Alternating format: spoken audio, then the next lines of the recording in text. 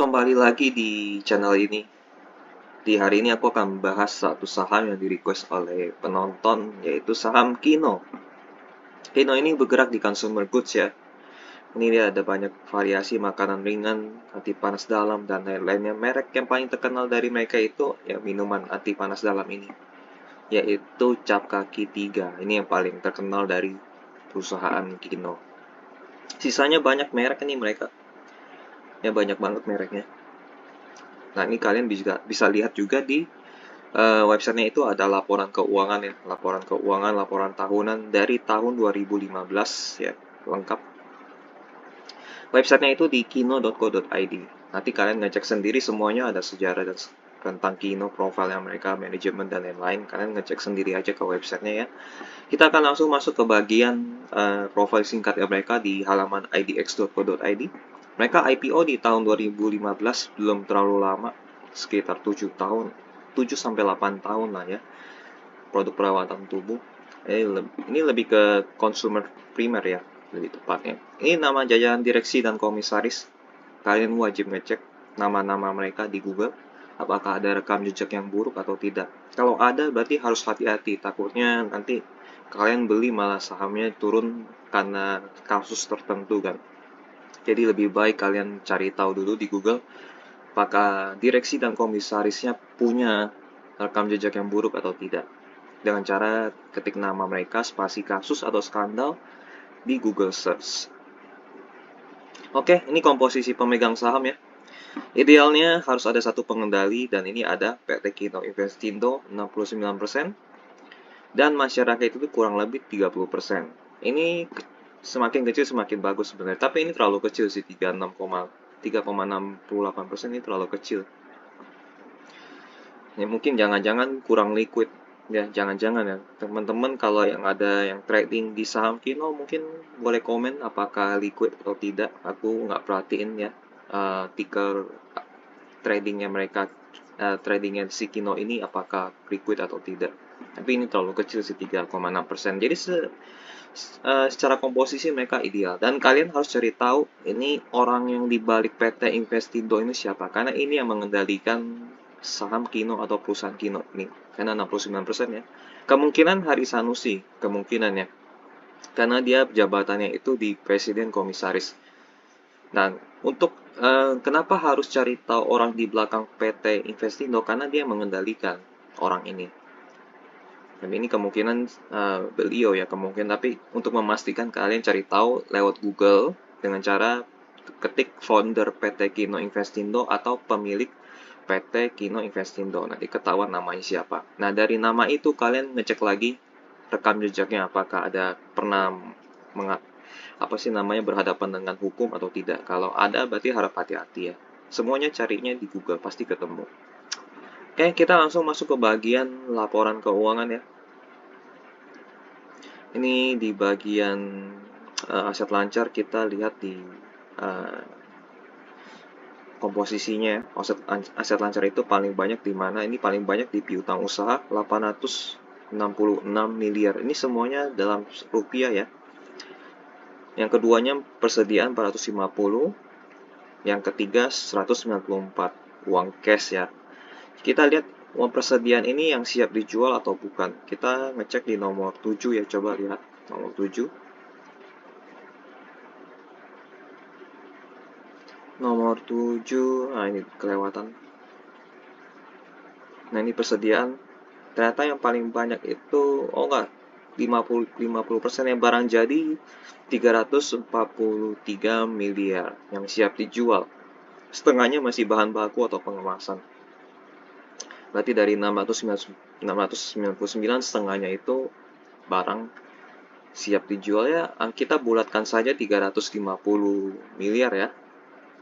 Pembulatannya agak jauh, nggak apa-apa lah.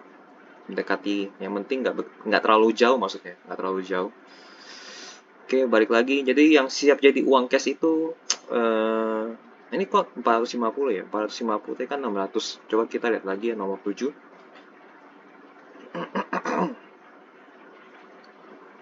Kita harus bolak-balik karena ketemu angka yang tidak matching.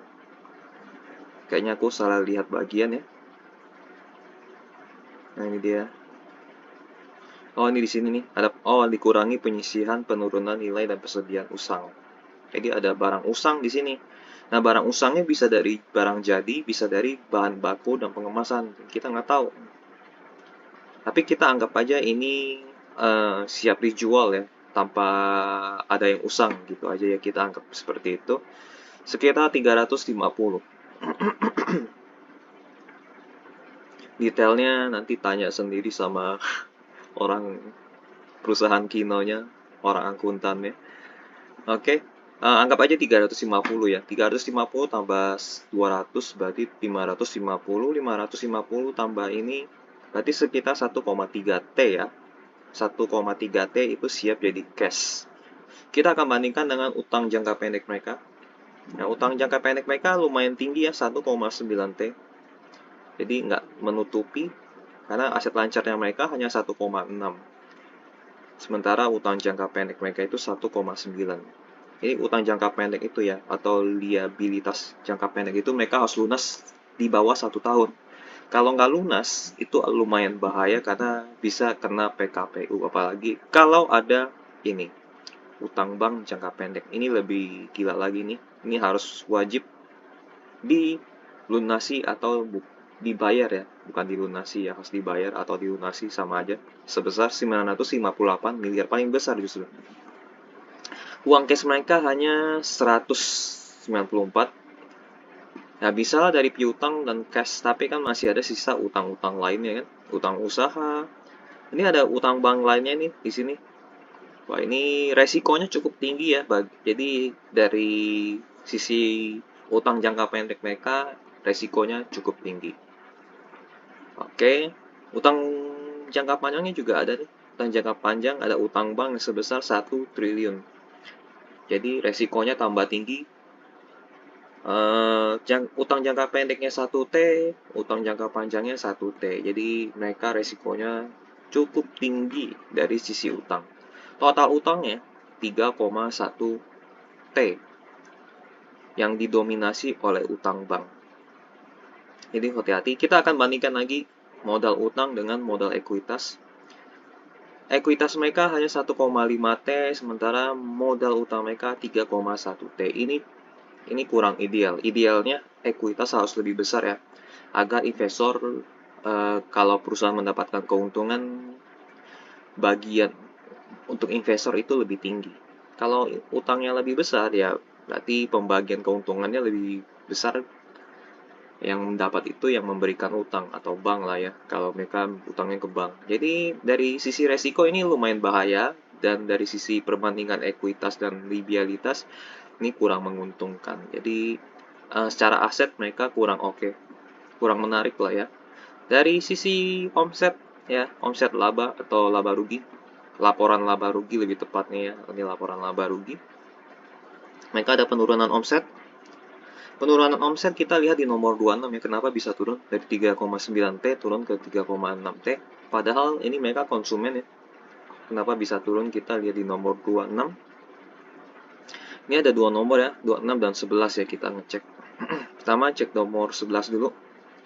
Takutnya 26 itu kelewatan ya, kelewatan bener. Oh, itu 11 itu aset. Nanti kita cari di 26. 26. Nah, ini dia 26. Dari sisi penjualan minuman mereka ada peningkatan ya, 1,8 naik ke 2. Perawatan tubuh mereka yang turun. Perawatan tubuh seperti sampo, sabun dan lain-lainnya. Makanan juga turun, farmasi juga turun, yang makanan hewan meningkat.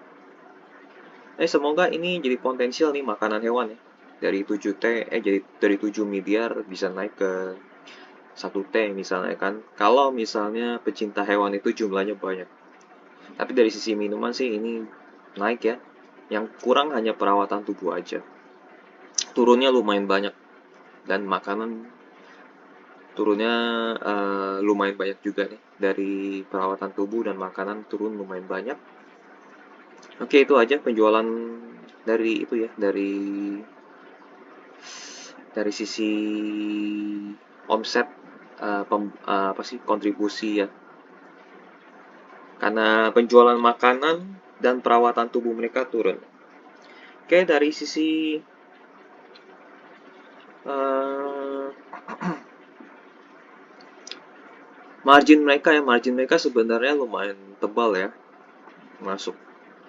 Mereka masuk 3,6 T, keluarnya 2,3, hasil laba kotornya 1,3, itu lumayan ya, lumayan sebenarnya. Namun sayang sekali mereka di beban penjualannya cukup tinggi nih. Ini tinggi banget. Kita lihat di nomor 11, 13, atau 19 ya. Mana yang ini? Coba kita lihat 11, 13, 19, 20. Ini beban penjualan kenapa bisa setinggi itu? 11 tadi kan aset ya, aset. 12 investasi, 13 aset tak berwujud.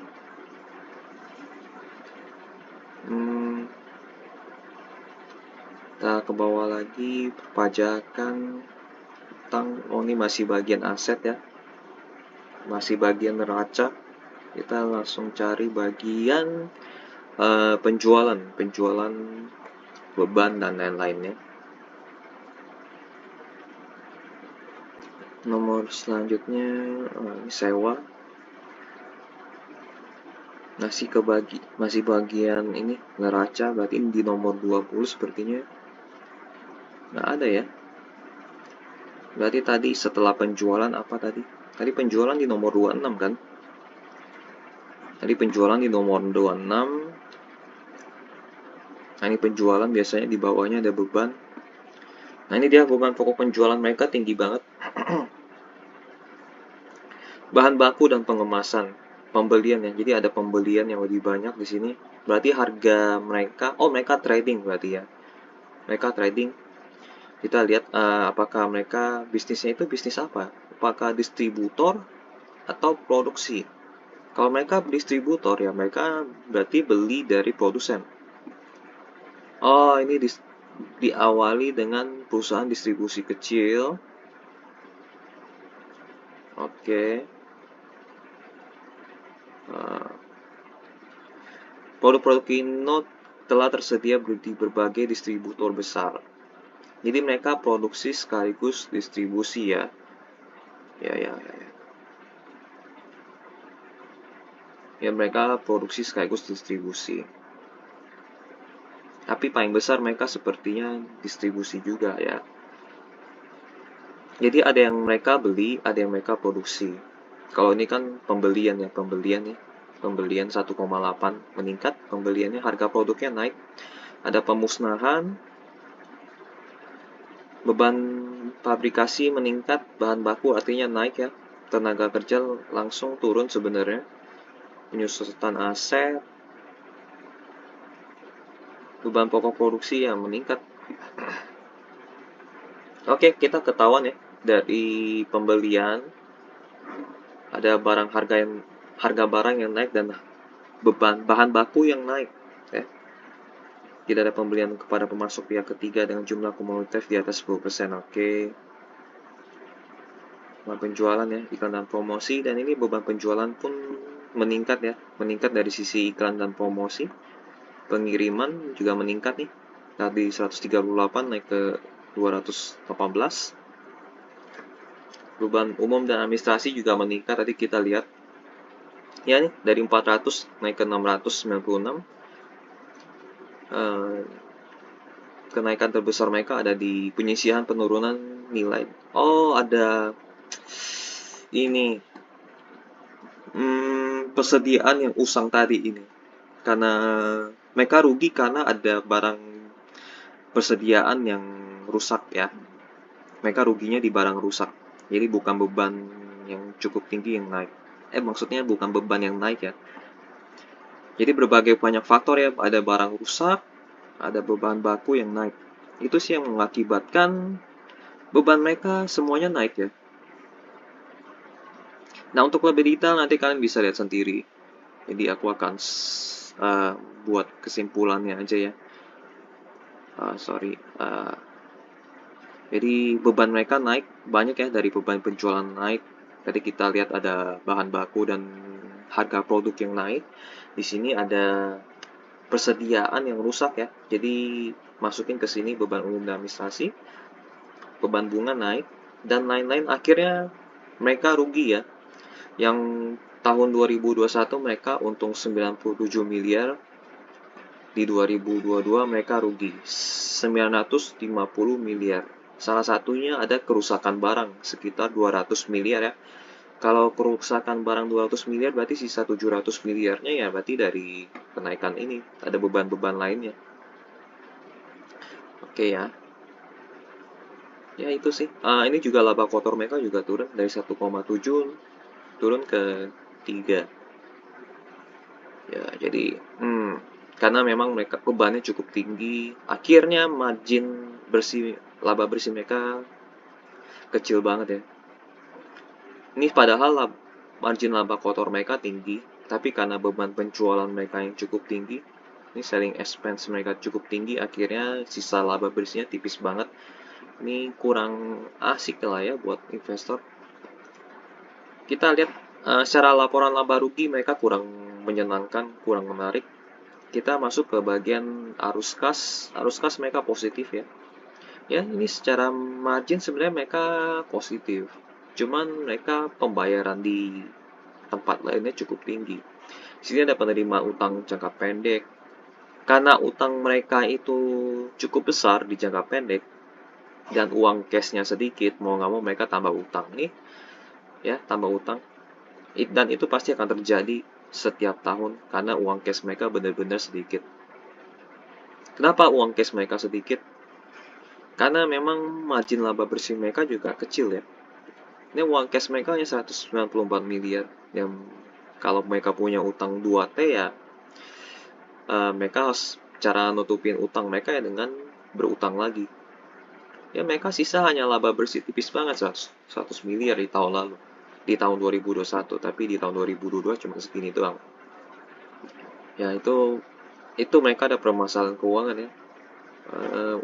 Keuangan mereka kurang sehat. Menuju ke kebangkrutan kalau misalnya mereka kurang hati-hati karena ini memang udah kurang sehat. Kayak kita masuk ke kinerja tahunan mereka. Mereka IPO di tahun 2015 ya. 2014 belum IPO dan ekuitas mereka yang sebesar 662 miliar naik ke 1,7 karena ada uang segar dari dana IPO ya masuk. Jadi ekuitas mereka naik. Omset mereka gitu-gitu aja, naik turun. Ya ini naik turun ya. Aku bisa bilang ini naik turun. Laba bersih mereka juga gitu-gitu aja. Jadi cara mereka biar laba bersihnya tinggi ya memang mereka harus dorong dari sisi omset. Ini contohnya dari 2019. Omset mereka tiba-tiba dari 3,6 naik ke 4,6 T. Akibatnya laba bersih mereka itu jadi dari 100 ke 500. Nah, di sini cuan banyak mereka di sini. Nah, jadi kalau mereka mau kinerjanya bagus dari sisi laba bersih, ya mereka harus dorong dari sisi omset nih. Gitu. Ini karena pandemi ya kita maklumin aja turunnya. Tapi kan 2022 udah mulai pulih kan, tapi mereka masih turun. Jadi itu yang menjadi tanda tanya ya, kenaikan bebannya lumayan besar. Ya omsetnya juga turun nih. Ini turun terus nih. Ini kayaknya kesalahan manajemen ya ini. Ini bukan karena faktor luar, ini aku anggap ini kesalahan manajemen. Kenapa bisa turun? Padahal harusnya meningkat ya, bukan menurun gitu. Apalagi mereka bergerak di consumer goods. Overall, kinerja mereka, kinerja tahunan ya, kinerja tahunan ada penurunan karena beban yang naik. Manajemen tidak bisa efisiensi. Jadi beban naik itu aku nggak salahkan ke pihak ketiga, aku akan salahkan ke manajemen karena mereka tidak bisa mengatur efisiensi ya. Ini kesalahan manajemen, jadi kurang menarik. Keuangan kurang sehat ya, kurang sehat. karena utang yang besar, uang cash sedikit. Jadi ini fatal banget dari Kino. Jadi harap hati-hati bagi teman-teman yang sudah masuk. Kalau yang belum masuk, lebih baik jangan. Ini dari sini udah nggak enak ya melihatnya. Oke, dari harga 1480 menghasilkan PE ratio yang negatif. Semakin kecil semakin murah, bener. Tapi ini murahnya bukan karena murah bagus. Jadi saham murah belum tentu bagus ya, sekali lagi ya. Bisa saja saham mahal tapi bagus. Bisa saja, tapi kalau murah belum tentu bagus. Ini negatif karena ini laba bersih mereka, karena mereka mengalami kerugian. Ini negatif, PE ratio negatif, jadinya rugi. Ini kalau yang semua yang negatif-negatif, harap hati-hati ya. PVBR mereka di atas 1 kali dengan kinerja yang menurutku kurang menarik. Tapi PVBR 1 kali itu hal yang cukup mengejutkan. Dividen, meskipun uang mereka seret, mereka masih bagi dividen yang aku bilang manajemen tidak bisa efisiensi. Kurang menarik kan? Jadi valuasi mereka sebenarnya wajar ya. Bukan murah. Atau bisa dibilang kalau mereka kinerjanya makin buruk di tahun 2023, ini bisa jadi mahal. Karena kinerja buruk, kok PBR-nya segini. Yang lain yang kinerjanya baik 0, sekian. Ini PVBR malah satu kali sekian. Jadi menurutku ini agak aneh. Oke, kita lihat public expose-nya mereka ya. Mereka presentasi atau paparan publik di umum ya. 23 November 2022. Kita lihat apa yang akan mereka presentasikan ke masyarakat. Ini sejarahnya mereka.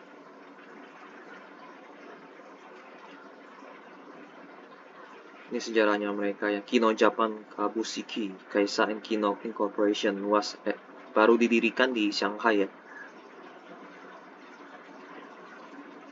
Jadi mereka banyak ini ya, akuisisi atau mendirikan perusahaan ya. Kino Corporate Structure, ya ini Kino Investing 67%. Kalian cari tahu orang di belakang ini siapa, kemungkinan Hari Sanusi. Kemungkinan ya, kalian cari tahu. Dan rekam jejaknya harus dicari tahu juga orang yang di belakang ini. Jadi Kino ada buka banyak ini ya, anak usaha di negara-negara lain, ada Filipina, ada di Malaysia, ada Vietnam, India, Shanghai, Jepang, dan lain-lain. Kamboja juga ada. Ini jajaran direksi, ini kemungkinan pengendalinya Pak Hari Sanusi. Tapi kalian harus ngecek lagi siapa. Distribusi national network provides ya. Apart from local region, penetration also been done towards international market. Jadi mereka penetrasi di negara-negara lain juga. Ini produk-produknya mereka, brandnya banyak ya. Jadi bagaimana cara mereka meningkatkan omsetnya? Mereka harus melahirkan produk baru atau brand baru. Itu cara salah satu mereka untuk meningkatkan omset. Dan dorong dari sisi penjualan. Dan masukin ke banyak-banyak toko ya, di mana seluruh Indonesia maupun di negara lain. Ini mungkin teman-teman dari merek-merek ini ada yang kenal. Kalau aku sih hanya kenal cap kaki 3-nya aja. Sisanya ya, paling Kino Candy kali ya. Itu aja sih paling yang aku kenal. Mungkin teman-teman yang lain pernah pakai yang merek lain. Q3 performance kita lewatin aja. Tunggu, ada hal yang penting kah? Nggak ada ya, lewatin aja. Ini mereka ada penurunan kinerja. Challenge, jadi tantangan dan strateginya. Ya kita tahu ini masalah COVID. Tapi kalau lihat sih ini bukan masalah COVID ya, ini masalah internalnya mereka. Increase in the material price due to the global issue. Ya ini juga bahan baku naik ya. Ya mereka nggak bisa efisiensi kalau bahan baku naik. Jadi mereka menyalahkan pihak ketiga. Increase the fuel price. Oke, harga BBM naik.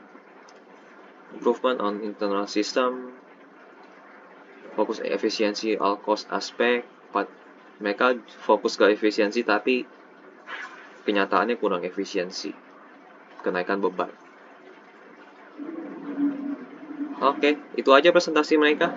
Eh, nggak ada yang penting-penting banget dari presentasi mereka. Jadi presentasi yang harusnya bisa kita lihat di sini. Gitu. Oke, kita lihat ke sesi tanya jawab mereka setelah mereka melakukan presentasi. Target pertumbuhan penjualan. Oke, double digit dan membukukan laba bersih untuk tahun 2023. Ini semoga tercapai ya, kita lihat di kuartal satunya. Kalau misalnya kuartal satunya jelek, udah lupakan aja. Apakah tahun depan Kino bisa meraih laba bersih? Tahun depan ini maksudnya 2023 ya. Perbedaannya pada saat tahun-tahun pandemi mobilitas masyarakat terbatas. Oke, seberapa besar ancaman resesi akan lebih baik dibanding. Jadi mereka optimis 2023 akan lebih baik ya. Sebenarnya kan di 2022 itu banyak pemulihan ya. Bahkan perusahaan lain ada yang omsetnya naik. Tapi ini anehnya justru ini turun. Ya, jadi ini menurutku suatu anomali. Jadi aneh gitu lah ya. Dan meskipun ini turun, mereka bagi dividen lagi. Ini akhirnya ekuitas mereka turun. Jadi kenapa ekuitas mereka turun ya? Karena mereka satu, ini mereka rugi, plus mereka bagi dividen. Ini suatu kesalahan keputusan dari manajemen ya. Udah rugi, bagi dividen. Apalagi uang cash mereka kecil. Oke, pertanyaan selanjutnya, kenapa biaya operasional expense perusahaan sangat besar ya? Nah ini, ada yang tanya nih, kenapa bisa sebesar itu? Bagaimana perusahaan bisa melakukan efisiensi ke depannya? Ini yang menjadi highlight bagi dari aku pribadi ya. Mereka kurang efisien. Iklan dan promosi 18-20% dari penjualan. Inovator dengan slogan inovatif. Yang ada, kamu mau pakai slogan apapun, aku nggak peduli ya. Kino masuk ke sektor-sektor yang baru dan belum mature, yang jumlah pemainnya masih kecil sehingga Kino bisa langsung jadi market leader. Sebagai contoh, pada saat awal mengenalkan vitamin rambut berbentuk kapsul. Oke, jadi mereka butuh biaya iklan untuk promosi yang besar ya. Margin laba kuartal untuk setiap segmen penjualan itu mereka cukup tinggi, tadi kita udah lihat. Biaya, jadi mereka akan review untuk biaya iklan dan promosi. Saya bukan iklan dan promosi aja sih, mereka ada kenaikan harga di tempat-tempat lain ya kan, kita udah lihat sendiri. Ada bahan baku, lalu ada barang yang apa sih rusak, itu yang bikin mereka rugi. Margin laba kuartal masing-masing ya cukup tinggi, 50%, 40%, 25% itu cukup tinggi. Namun demikian selama pandemi, mereka salahkan pandemi lagi ya. Berapa alokasi capex? Capex itu belanja modal seperti beli mesin, beli pabrik, dan lain-lainnya. Sesuaikan dengan kebutuhan ya. Keamanan dari mesin ini menjadi prioritas. Oke, mereka nggak sebut. Apakah ada perubahan strategi dari perubahan presiden direktur perusahaan? Tidak ada perubahan strategi dari presiden direktur yang baru, di mana inovasi dan operasional saja. Jadi ada mereka mengganti direktur utamanya ya. Mungkin karena kinerja direktur utamanya cukup buruk di tahun 2001 dan 2022, mereka coba ganti. Berharap direktur utama yang baru ini bisa meningkatkan kinerja mereka. Seperti dijelaskan, target utama perusahaan adalah mengembalikan kontribusi penjualan personal care ya. Ini benar, penjualan personal care mereka turun lumayan banyak. Strategi apa yang akan dijalankan? Perubahan dari consumer habit, jadi merupakan tugas kami untuk kembali mengingatkan pentingnya produk personal care kami seperti vitamin rambut dan lain-lainnya. Oke, mereka cuman di sisi marketing aja ya. Jadi kami banyak melakukan spending biaya iklan ya, marketing ya, promosi lagi untuk mengedukasi. Ini mereka benar-benar strateginya lumayan cukup advance agar penjualan di personal care-nya itu balik lagi atau justru meningkat, karena di bagian personal care itu agak lumayan susah untuk strategi marketingnya.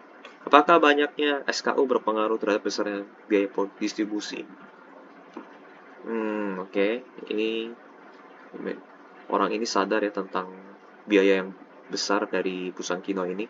Pengurangan jumlah SKU tidak terlalu berdampak. Ya, justru bahaya kalau mereka kurangin SKU. Mereka harus tambah SKU agar omset mereka naik. Masalahnya bukan di jumlah SKU. Mereka kurang efisien aja. Karena apa yang kami masukkan ke display pada modern market itu adalah SKU yang memang penjualannya lebih bagus, nah kan benar? Dengan pengurangan jumlah SKU tentunya kami bisa lakukan penghematan dari semua sisi, mulai dari material dan lain-lain. Dengan ini bisa membuat penjualan bertumbuh untuk portfolio yang berkontribusi baik tersebut tentunya dapat meningkatkan laba kotor serta laba bersih perusahaan. Oke, enggak sih, mereka bukan dikurangin SKU-nya, efisiensinya ini. Bagaimana cara ekspansi pasar luar negeri untuk tahun 2023? Apakah ada pasar baru yang dibidik? Tentu saja kami selalu melihat potensi pasar luar negeri. Kami tidak ingin hanya pemain lokal aja, kami sudah punya beberapa produk yang diterima di luar negeri seperti vitamin rambut kami, Ellipse. Oke. Produk ini juga cukup dikenal di luar negeri. Oke, ya. Sekian aja tanya jawabnya. Jadi dari tanya jawab ini memang ketahuan mereka sedang mengalami masalah ya. Masalah internal kalau aku lihat secara sekilas dari manajemen ya. Mereka kurang bisa efisien, seperti aku bilang tadi, nggak bisa efisien. Akhirnya terus turun setiap tahun, padahal pandemi terus turun, bahkan di 2022 di akhir tahun sudah ada kehidupan dari ekonomi ya, gitu. Oke, apa informasi lain nggak ada ya? Yang paling ini mereka mau hidupin lagi personal care karena mereka turun banyak. Paling itu aja dari sesi tanya jawab. Ini historical harga saham mereka dari tahun 2015. Mereka pernah di harga 6.000. Mereka belum pernah stock split. Pernah di harga 6.000 dan sekarang ini harganya 1.480. Jadi 2015 sampai ke 2023 ini sudah di harga terendah. Apakah bisa turun lagi? Tentu saja bisa kalau misalnya omset mereka turun. Omset mereka turun dan mereka masih rugi. Nah, ini bisa turun lagi. Tapi kalau misalnya kuartal 1 mereka balik arah, ini menghasilkan laba bersih, omset naik, ya ini kemungkinan harga sahamnya bisa naik lagi. Paling naik lagi ya resisten pertamanya itu di harga 2.000. Lumayan lah, ini sudah di harga terendah dan mereka pernah di harga 6.000. Gitu. Ini harga tahunan. Kalau secara 1 tahun mereka sedang mengalami masa sideways ya kelihatannya. Ini pengen turun tapi nggak bisa ketahan. Karena support kuatnya di sini ya, pernah turun lumayan dalam di support kuatnya 1.400. Bisa turun lagi kah? Bisa. Kalau seperti aku bilang omset dan laba bersih dan mereka mengalami kerugian. Omset turun lalu mereka mengalami kerugian, itu bisa turun. Tapi kalau misalnya berbalik arah ya mereka akan naik lagi harga sahamnya. Ini sih udah masuk masa sideways ya. Ini tinggal tunggu laporan keuangan kuartal 1 aja sih sebenarnya. Oke, ini pembagian dividen mereka rajin ya. Mereka kan IPO di 2015 dan setiap tahun mereka bagi dividen. Dan yieldnya juga naik turun. Enggak mereka sesuai laba ya. Ini pernah di 2020 mereka bagi dividen, yieldnya itu cukup tinggi karena laba bersih di tahun 2019 mereka itu cukup tinggi, yaitu sekitar 500 miliar. Dan itu merupakan kesalahan yang sangat fatal karena uang cash mereka dikit. Uang cash dikit, tapi bagi dividen itu kesalahan fatal. Ya pantas lah direktur diganti. Oke. Ini sih harusnya mereka jangan bagi seperti ini nih bang. Ini kurang menarik ini. Oke ya. Ini berita tentang Kino kalian bisa di kontan.co.id ya. Bisa lihat di sana. Ketik aja kode sahamnya Kino, nanti muncul berita-berita tentang Kino. Terakhir 13 jam yang lalu ada sentimen Ramadan dan Lebaran. Simak rekomendasi saham Kino berikut ini. Cap kaki 3 ya gambarnya ya. Kino berbalik menanggung rugi ya. Kembali mengejar laba bersih tahun ini. Berikut rekomendasi sahamnya. Jadi jangan beli dulu, tunggu apa namanya, laporan keuangan kuartal 1 2023 dipublish dulu, baru kalau misalnya hasilnya positif, omsetnya naik dan menghasilkan laba, baru kalian boleh beli. Memperluas jaringan distribusi dan lain-lain, ya kalian baca sendiri aja ya. Ini kemungkinan bisa buruk, kemungkinan bisa baik. Jadi tunggu aja laporan keuangannya keluar, jadi jangan beli sekarang. Oke, kita masuk ke bagian kesimpulan prospek. Sebenarnya ini bisnis yang menarik ya. Bisnis yang menarik karena industrinya itu retail. Retail consumer goods. Tantangannya sebenarnya ini bisnis mereka menarik, apalagi mereka punya brand yang cukup terkenal yaitu Cap Kaki Tian. Tantangannya ini produk lain kurang dikenal. Mereka bilang Ellipse terkenal di luar kan, tapi Indonesia kok aku jarang lihat. Mungkin ada keterkenal juga Ellipse di Indonesia. Mungkin karena aku memang bukan pengguna produk Ellipse, jadi aku nggak tahu kali ya.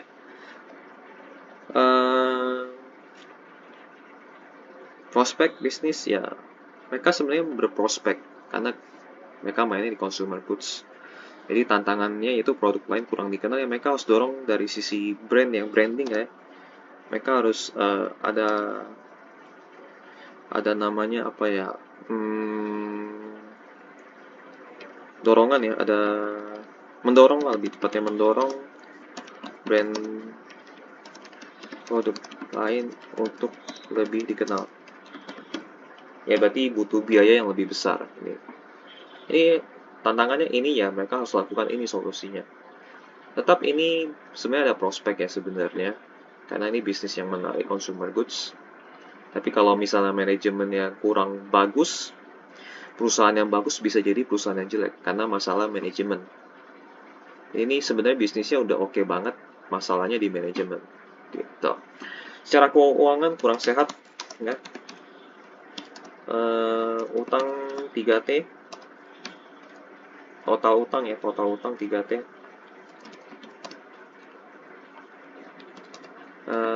Aset lancar hanya kisaran 1,4T lah ya. Jadi ini kalau mereka kurang hati-hati ini mereka akan tenggelam ya. Bisa jadi perusahaan besar yang bangkrut, bisa jadi. Jadi kalau mereka kurang hati-hati ini bahaya sekali.